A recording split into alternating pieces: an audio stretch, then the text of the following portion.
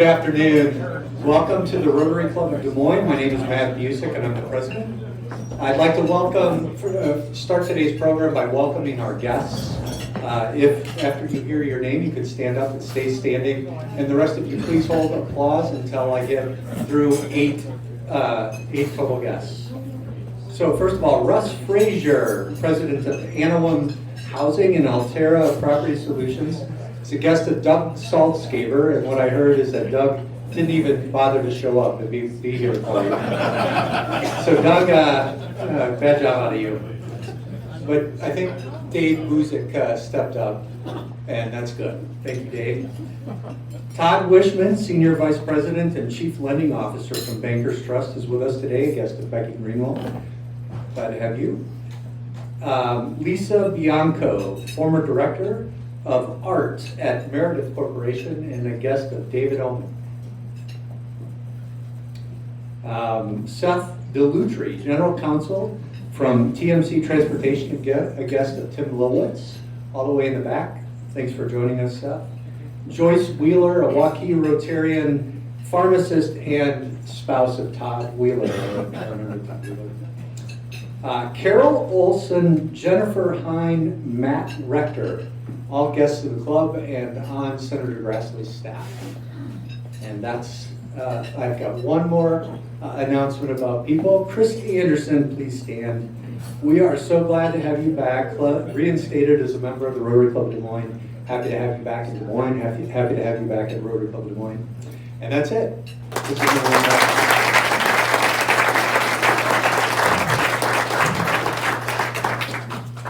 Okay, October is a busy month for Rotary. I've got a couple of items I want to draw your attention to on the table. The first is Christina Smith has volunteered to make a $50 donation to our foundation so that she can promote, and this is something any of you can do, the Community Support Advocates Annual Art Exhibition. Features local artists with disabilities and mental health conditions. The exhibition is free and open to the public and will include opportunities to not only see amazing art, but also make art yourself. Food will be provided by Tangerine, music by the Simpson Opera. Please consider attending this Friday from 5 to 8 p.m. at Mainframe Studios in downtown. Now, the cold is upon us, so we are embarking on our annual coat drive. So Community Service Committee is working together with Orchard Place this year, and each coat is going to be a $25 donation. We are trying to raise a total of $7,500 or 300 coats. There is a sign up on the table, and of course you can run that donation through your dues. Please participate if you can. Okay, so what comes next? Ganesh Gampat, if you could come up. Ganesh is going to tell us a bit about an opportunity for socializing. What we're trying to do is reactivate our membership. You remember post-pandemic. We have a couple of things planned to get you together outside of our Thursday meetings. So Ganesh has the first to talk about, and then after Ganesh will be Skeet, and after Ganesh will be David Oman.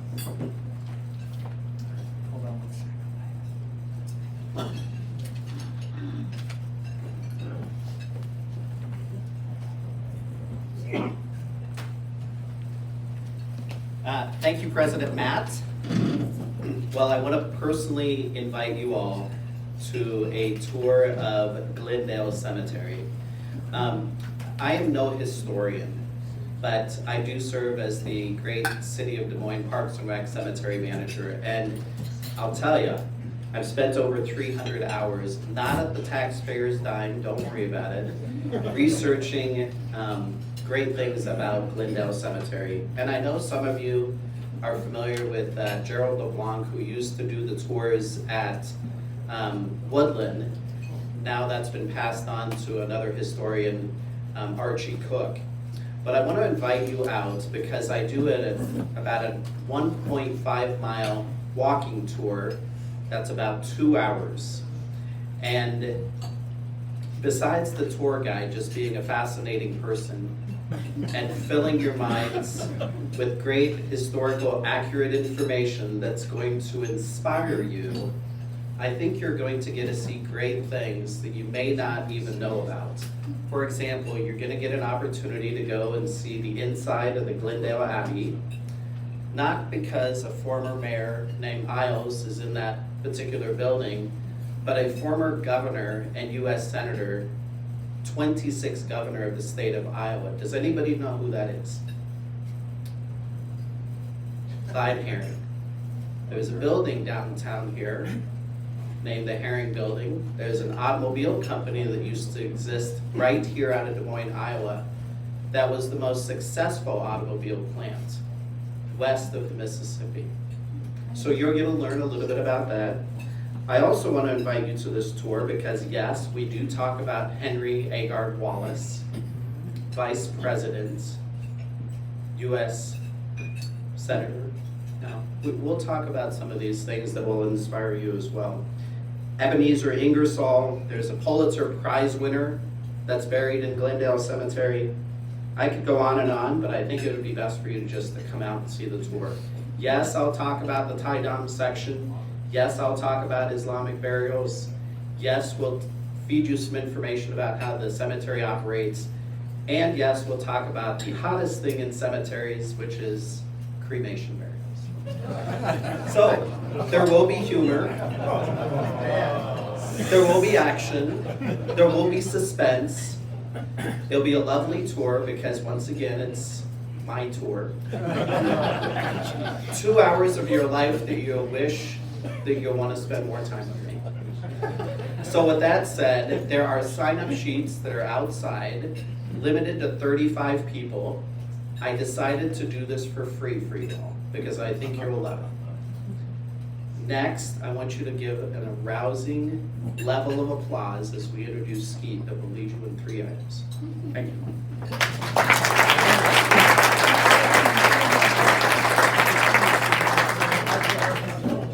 I'm really not sure how I'm supposed to react to, but Federal gave me a standing ovation.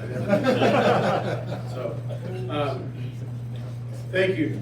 The inspiration today is really pretty simple.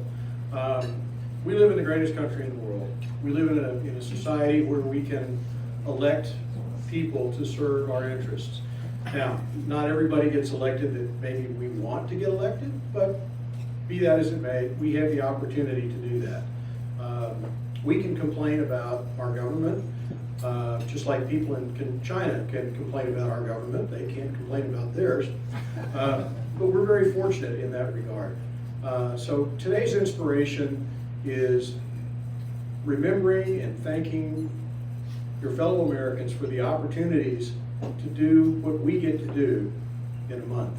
And thank the people, regardless of party, who take the time and get out there and put their name out for a vote. So with that, would you please join me in the Pledge of Allegiance? I pledge allegiance to the flag of the United States of America and to the republic for which it stands, one nation under God, indivisible, with liberty and justice for all. And the four-way test of things that Rotarians think, say, and do. This is the truth. Is it fair to all concerned? Will it build goodwill and better friendships? Will it be beneficial to all concerned? Now would you please greet your fellow Rotarians?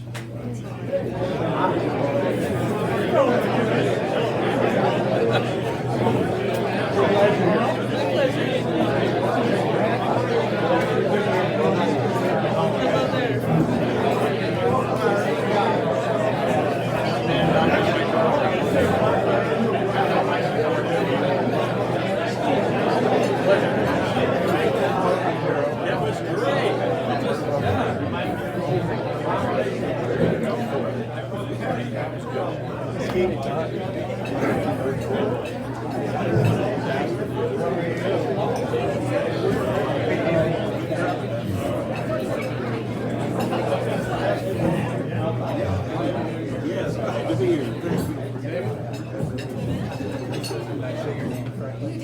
Yes, thank you very much, Mason.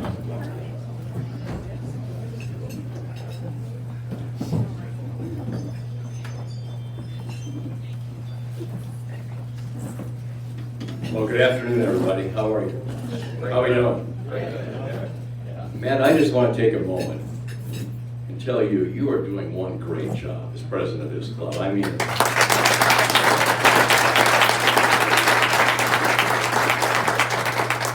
and it's a real treat today to be up here and to introduce our friend, Senator Grassley. When people do this, they often explain why they're here, why they're up, how do they know the speaker. The senator and I met, got to know each other in 1974. He was 10 and I was 6. He was in Butler County as a young state representative running for Congress, and I was in Blackhawk County as a really young guy helping Bob Ray. And we were reminiscing a little bit about that primary. Actually, I'm way off script, but there were 5 candidates running in that primary. All of them were good, every single one of them, even John Williams. But all of them were great candidates. This man prevailed, and the rest is history. So, to the point, a couple of thoughts. On the macro level, Senator Charles Grassley, perhaps with the addition of Senator Allison over 100 years ago and Senator Cummins, I would say Senator Grassley has done more to make Iowa a consequential state in Washington, D.C. and in federal policy than any other Iowa senator. And you're in good company, and so are they. The second observation is on a more personal level. Anyone in Iowa, any one of you, regardless of your politics, regardless of what you think of Senator Grassley, regardless of whether you agree or disagree with him, has a chance every year, every Iowan in every county every year has a chance to do what we're doing today and show up because he shows up and ask a question and he will answer that question. I don't know anybody in public life in the country, maybe Joni Ernst because she copied you, but to go to every county every year and for as long as he has and to take any question anybody has is very remarkable. That's rare. That's our democracy, and sometimes it's rare in our democracy. So, what do I like about Chuck Grassley? I could take all of his time, but I won't. He's indefatigable, he's purposeful, and he's likable. Watch the interaction the last half hour, people coming up, new friends, old friends. More to the point, he is real, he is moral, and he is humble. He's careful, he's dependable, and he's loyal. And oh, I almost forgot, he's frugal. Carol's laughing, Matt's laughing, Jen's laughing, the staff. You like the free lunch today?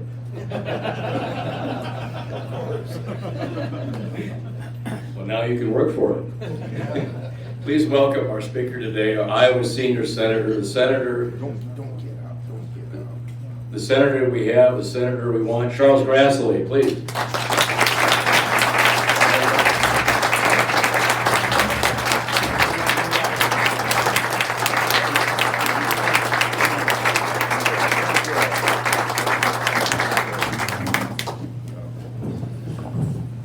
Well, the clock says it's 12:29, and your president said that I should give him 5 minutes at the end to wrap up, so I've got about 26 minutes to visit with you.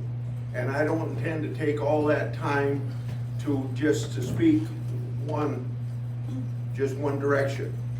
So I usually, before I make my opening remarks, I tell you that I never run into an inappropriate question, so you don't have to worry with Chuck Grassley whether you should ask or not ask a certain question. So think about what you want to ask me, and with no holds barred, and I'll try to answer it. But first of all, thank you to this Rotary Club for two things. One, this opportunity to be with you for these few minutes to discuss issues in the principle of representative government, which means two-way communication between those of us elected and our constituents. And the second thing is, you see a badge that I have, I think maybe 10 or 15 years ago, I don't know how far back, you made me an honorary member. And I don't get here very often, I suppose, except when I'm invited to speak. But I consider it an honor to be associated with Rotarians. In fact, I do get to a few Rotarian clubs, maybe more often in rural Iowa than I do in urban Iowa. And I always mention about being an honorary member of this club. So I thank you for doing that. I figure most groups I go to is about 1/3 Republican, 1/3 Democrat, and 1/3 independent. So I try to, when I'm on official business, and this is not political business, even though I'm up for re-election, I try to keep it pretty non-political. If I'm too political for some of you, then you can feel free to just respond at your question and answer time to disagree with something that I've said, and I can learn from those disagreements as well.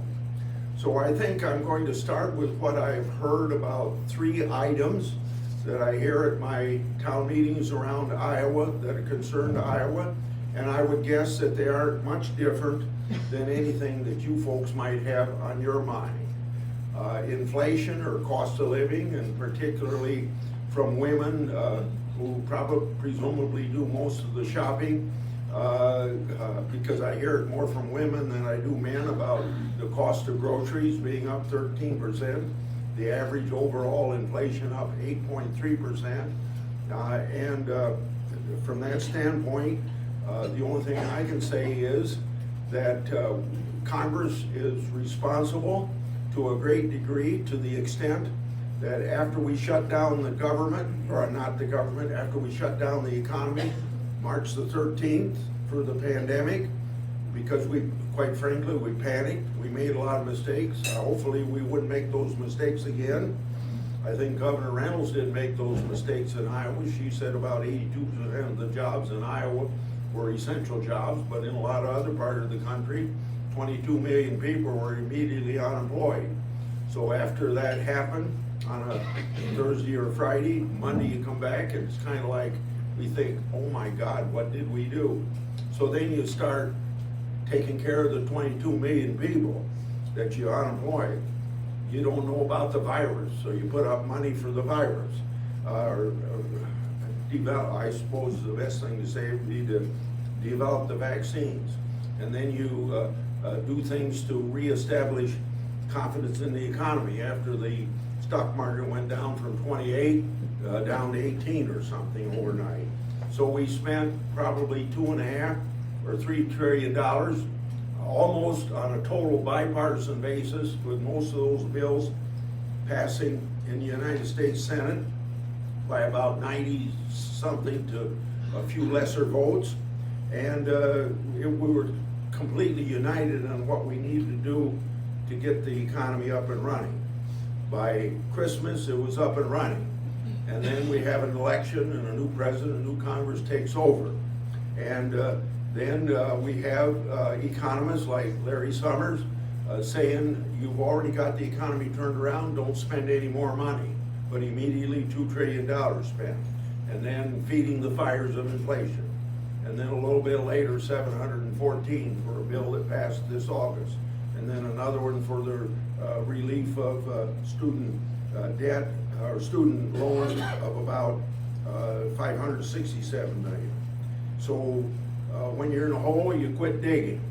But it seems like that hasn't happened yet, and we still are fighting inflation. It seems to me the only tool that's available is what the Federal Reserve's doing.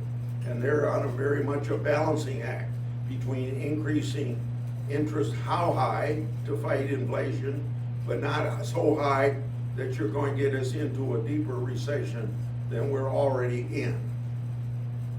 And right now, I think have to depend on the Fed to do this work.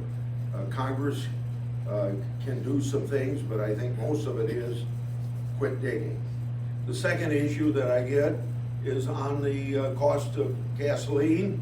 That's the way it's presented to me, because you go to the gas station, you know what your cost of putting in, and you're irritated because of it.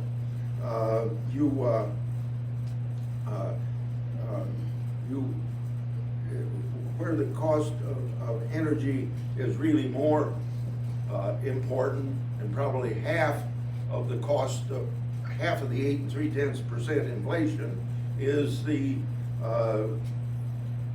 price of diesel, because all the goods are delivered by truck eventually, so that's gonna ripple through the economy to a great extent. An example I had maybe now 2 months ago, but it's still relevant, I think, today. Somebody that had contracts delivered fresh fruits and vegetables said his prices went up 7.5%, but 6 percentage points of that 7.5% was directly related to diesel. And so you have those problems. So, you know, and they're going to be compounded right now when the Saudis or the OPEC yesterday decided to reduce their drilling or their pumping oil out of the ground by 2 million barrels. It's going to shoot up again. Maybe it has already. In the meantime, we're going to have a situation where we're going to have to live with it until the present policies are turned around.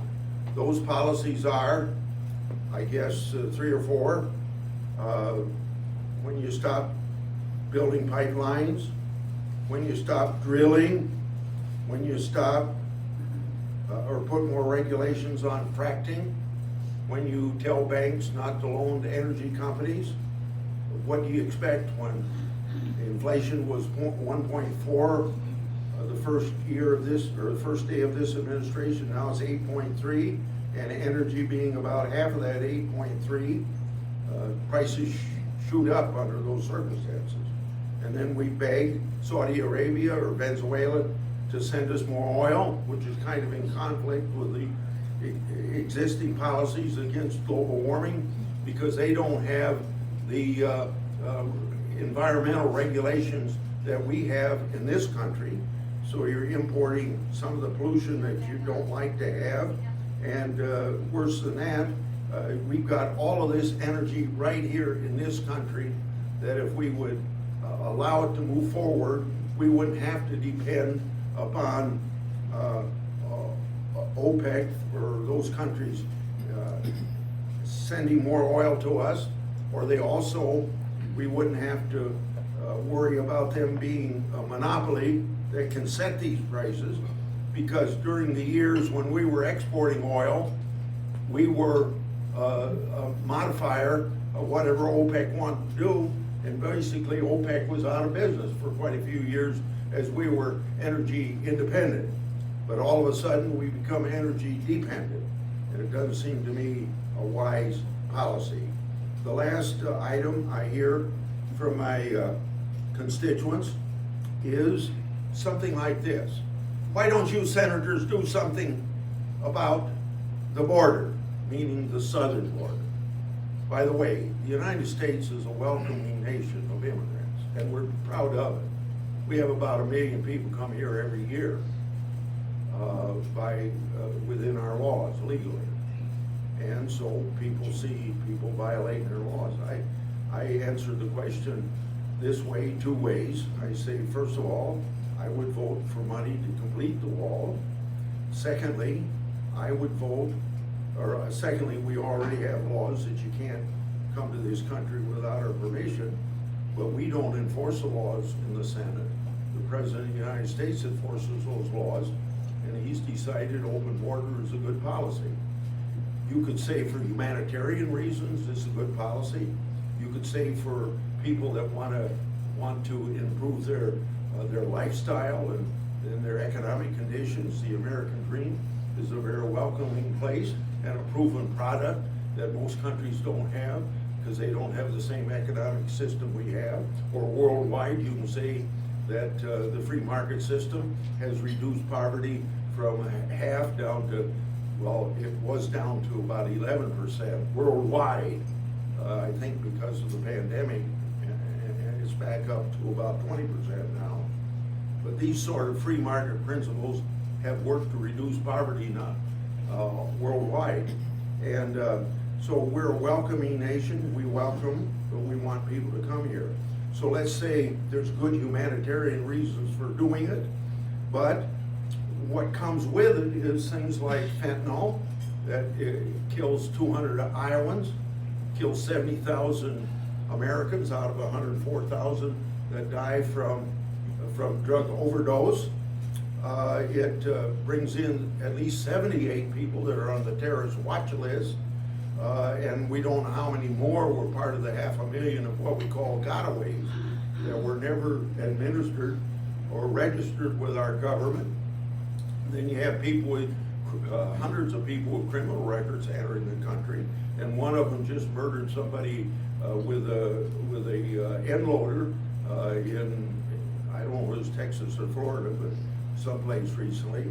Then you have 800 people dying in the deserts of our Southwest because they want the American dream but don't know quite how to get here.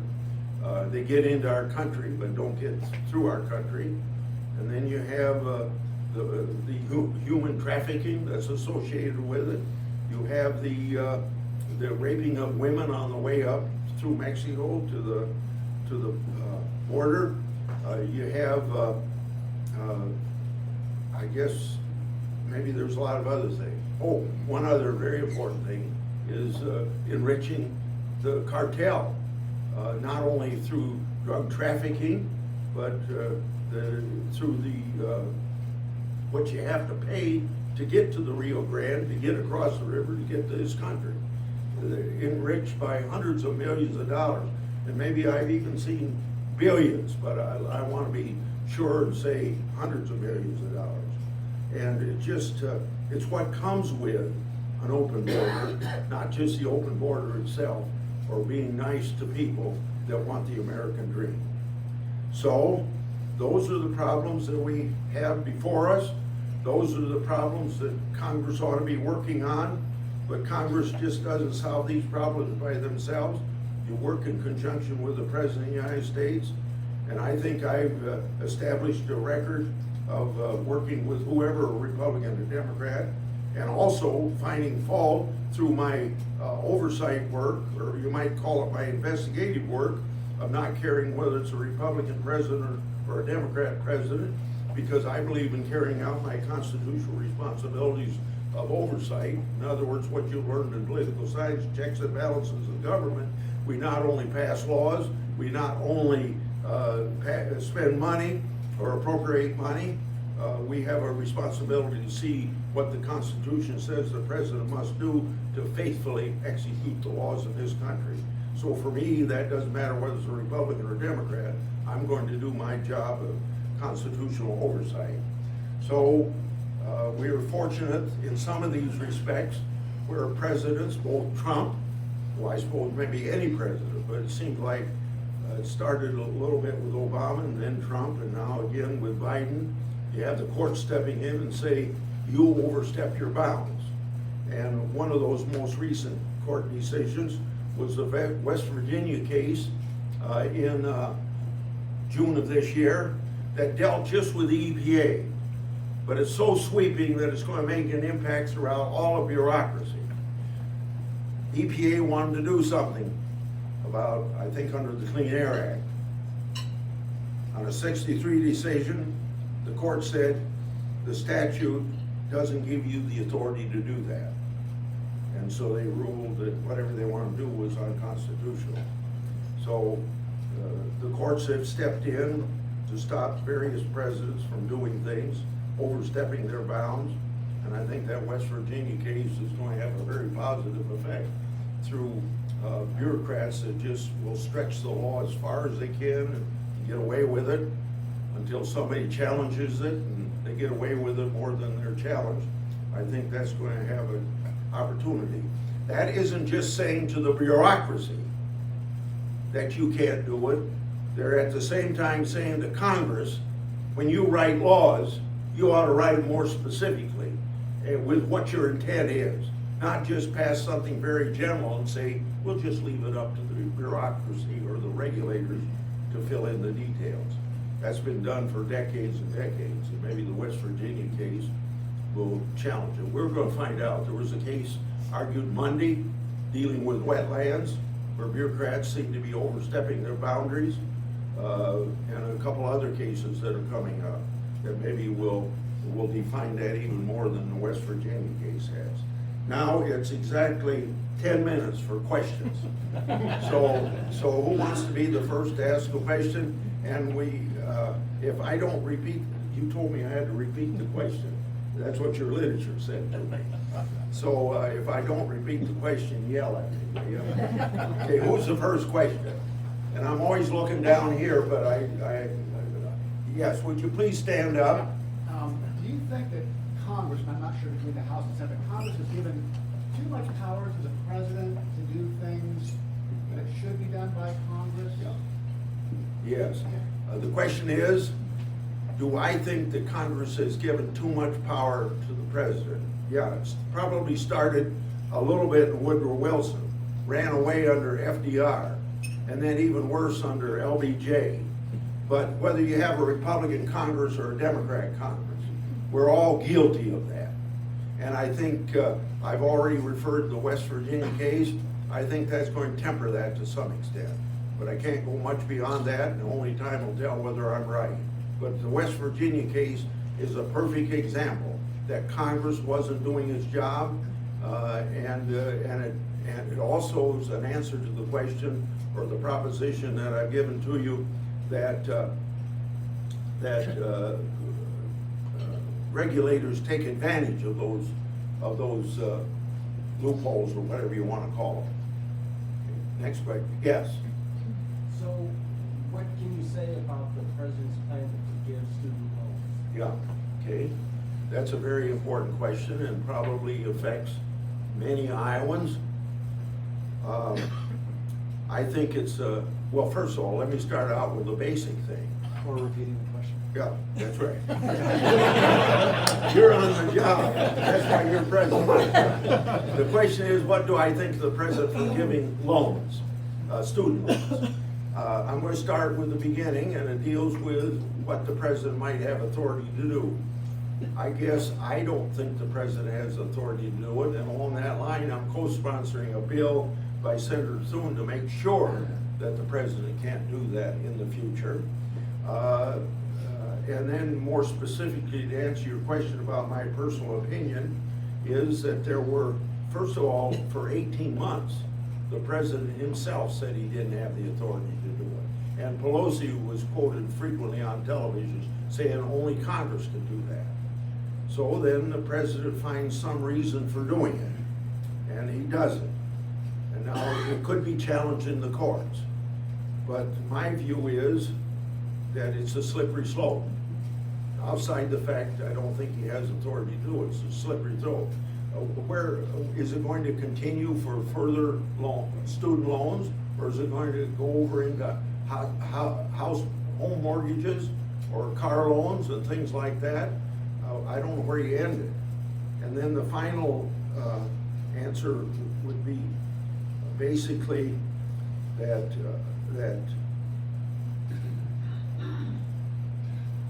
the cost of it.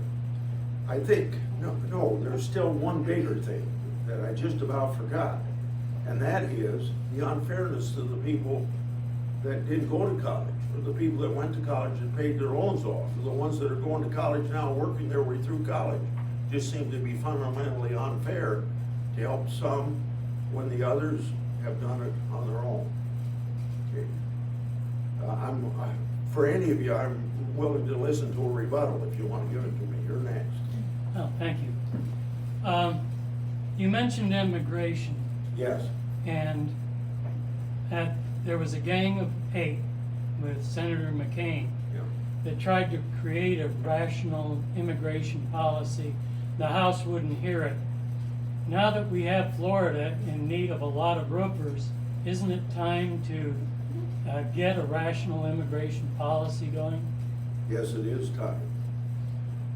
The question is about immigration. It isn't about time to get a rational immigration policy. And by the way, your history is very accurate.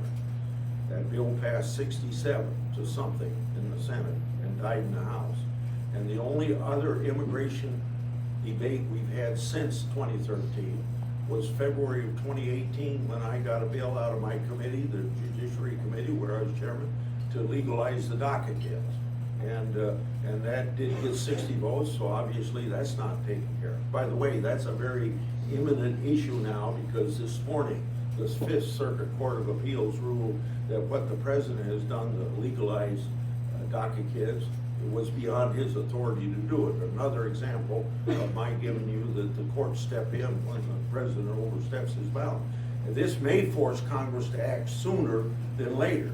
But the bottom line to your question is, almost any immigration issue is almost impossible to bring up because of the president poisoning the waters, because he's not enforcing the existing law.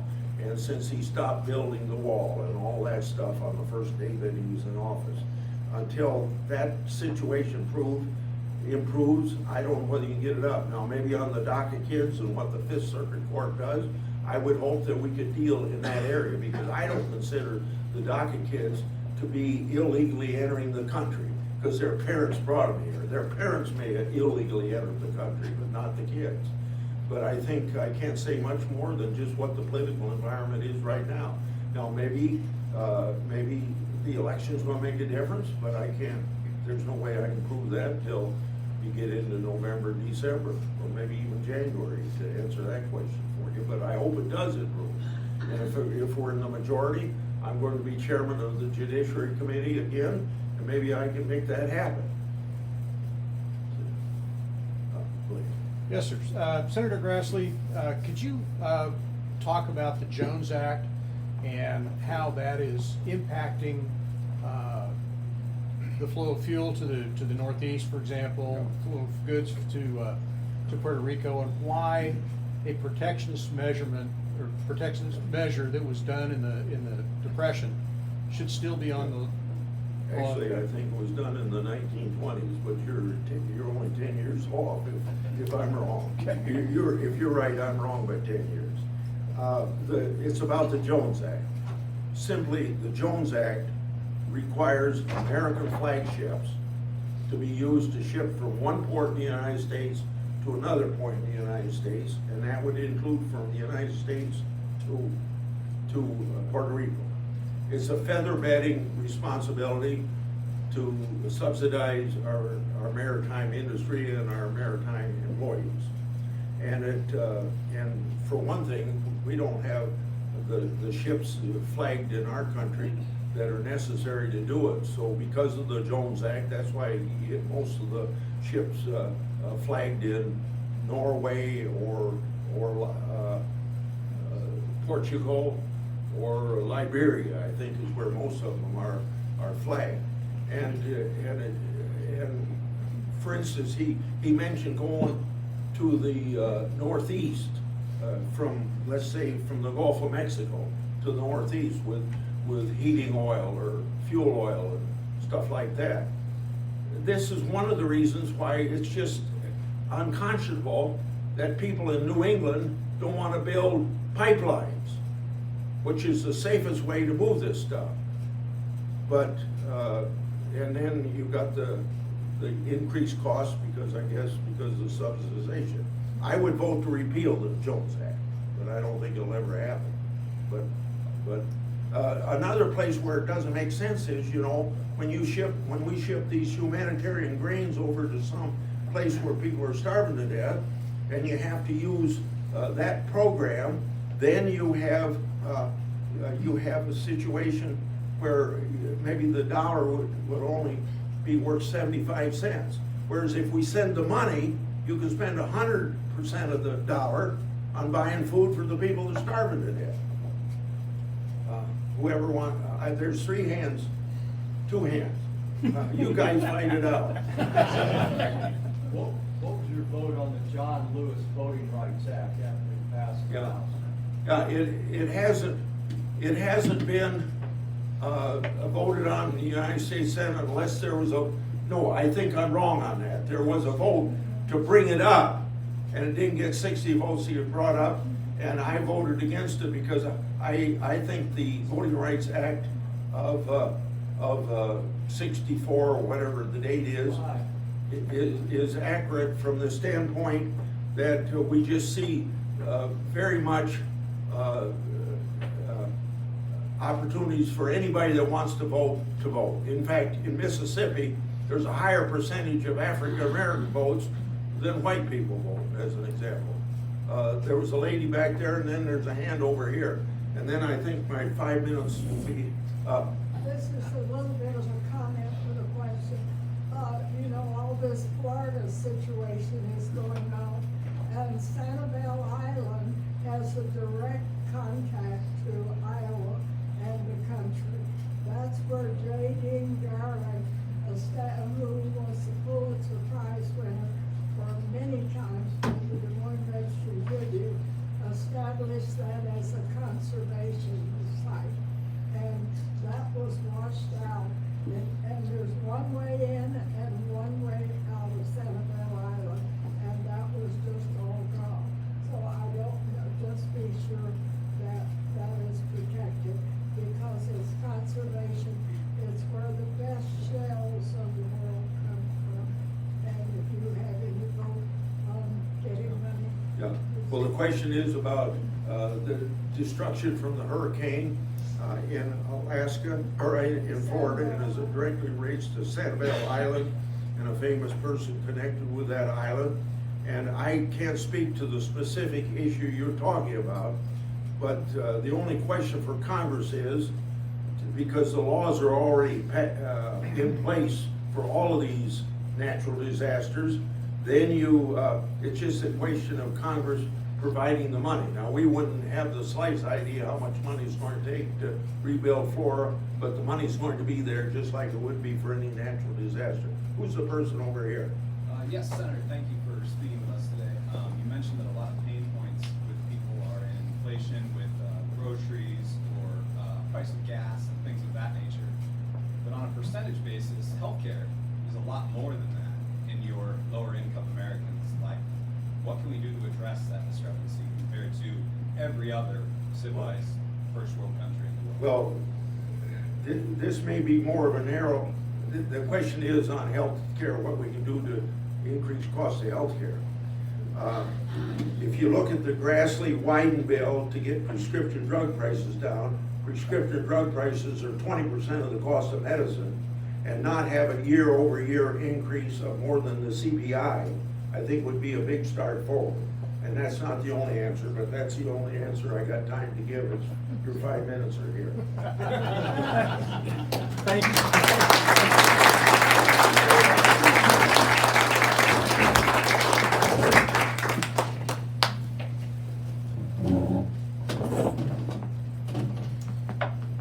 Okay, Senator Grassley, I really appreciate timeliness as a former Marine.